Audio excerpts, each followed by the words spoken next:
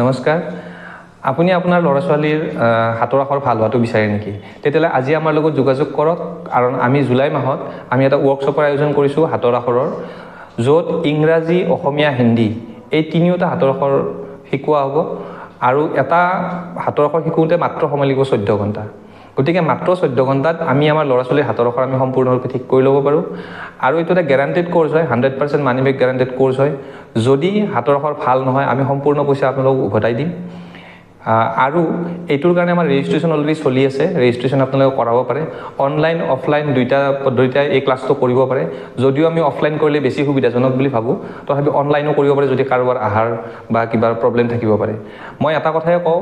আমাৰ ল'ৰা ছোৱালী আজিকালি বিভিন্ন ধৰণৰ সুবিধা পাই পেলাই গোটেইখিনি ল'ৰা ছোৱালী মোটামুটি সকলোখিনি ল'ৰা ছোৱালীয়ে পঢ়াত বা অন্যান্য ক্ষেত্ৰত যথেষ্টখিনি আগবাঢ়ি গৈছে কিন্তু এটা কেৰুণ থাকি যায় সেইটো হৈছে হাতৰ আখৰৰ কাৰণে বহুত ল'ৰা ছোৱালীয়ে পৰীক্ষাত মাৰ্ক কটা যোৱা এনেকুৱা ধৰণৰ কথা আমি গম পাওঁ গতিকে হাতৰ আখৰটোৰ এটা সুকীয়া স্থান আছে বিদ্যাৰ ক্ষেত্ৰত গতিকে এই হাতৰ আখৰটো যদি আমি এইবাৰ এই 2025 চনৰ গৰমৰ বন্ধত আমি শিকাব পাৰোঁ তেওঁলোকৰ অহা গোটেই জীৱনটোত তেওঁলোকক আৰু এইটো বস্তু শিকিব নালাগে তো আহক আজি আমি ৰেজিষ্ট্ৰেশ্যন কৰোঁ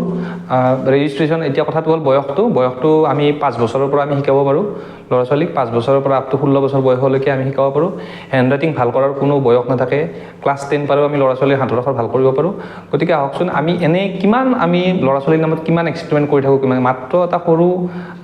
পইচা খৰচ কৰি আমি তেওঁলোকৰ হাতৰ আখৰটো গোটেই জীৱনৰ কাৰণে আমি ঠিক কৰিব পাৰোঁ গতিকে এই সুযোগটো গ্ৰহণ কৰাৰ কাৰণে মই সকলো